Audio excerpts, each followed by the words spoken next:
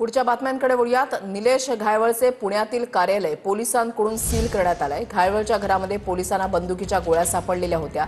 घायवळच्या घरी कार्यालयावर पोलिसांनी छापेमारी केलेली आहे। निलेश घायवळच्या कार्यालयावर आता पोलिसांनी कारवाई केलेली आहे। बेकायदेशीर शस्त्र बाळगल्याप्रकरणी घायवळवर गुन्हा दाखल करण्यात आलेला आहे। तपासामध्ये पोलिसांना 2 काडतुसं, 4 पुंगळ्या आणि काही खरेदी खत, साठे खत आणि पवनचक्क्यांसंबंधीच्या काही महत्त्वाची फाईल्स सापडलेल्या आहेत। त्याला मदत केली, ते काय ऑर्गॅनिकली झालेलं नाही।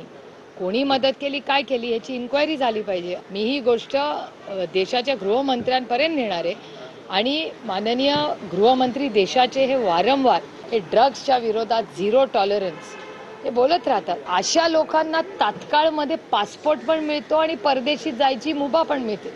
कुठला न्याय? मग हे क्लिअरन्स सर्टिफिकेट दिलं कोणी याची इन्क्वायरी झाली पाहिजे का? याच महाराष्ट्राच्याच पोलिसांनी दिली आहे ना। पण महाराष्ट्राच्या पोलिसांच्या मागे जी अदृश्य शक्ती आहे, ही अदृश्य शक्ती कोण आहे? या अदृश्य शक्तीने हा पासपोर्ट दिलाय ना, तर ही अदृश्य शक्ती कोण आहे ही शोधून काढलं पाहिजे। ह्याच्यामध्ये पोलिसांनी तपास केले पाहिजे। जिवंत काढतो नाही, जिवंत माणसं काढलेली लक्षात येतील। पोलिसांनी ह्याच्यात सखोल चौकशी केली पाहिजे आणि कुठल्याही राजकारणाला ह्याच्यामध्ये हस्तक्षेप करताना त्याच्यावर हस्तक्षेप करून देऊ नये। पोलिसांनी तुम्हाला गोळ्या सापडतील, माझ्यासारख्या कार्यकर्त्याला वाटतं मुर्दे सापडतील, इतकं प्रचंड गुन्हेगारी त्या कोथरूडमध्ये चाललेली आहे। मला वाटतं आता रवींद्र धंगेकर हे आमदार नाही आहेत, आता त्यांना प्रसिद्धीसाठी रोज माध्यमात राहावं लागतं आणि मग असं काहीतरी काढलं नाही तर तुम्ही दाखवणार नाही।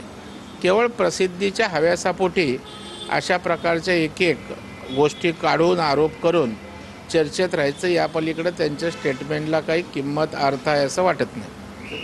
बघा, प्रवीण दरेकर हे माझे मित्र आहेत। तर दरेकरांना पुण्यात ते राहत नाहीत, त्यांना पुणेकरांच्या व्यथा माहीत नाहीत, ते कारण मुंबईत असतात। त्यांना एकदा मी पुण्यामध्ये बोलवणार आहे आणि सर्वसामान्य जनतेच्या मध्ये घेऊन त्यांना जनता काय बोलती हे त्यांना ऐकवणार।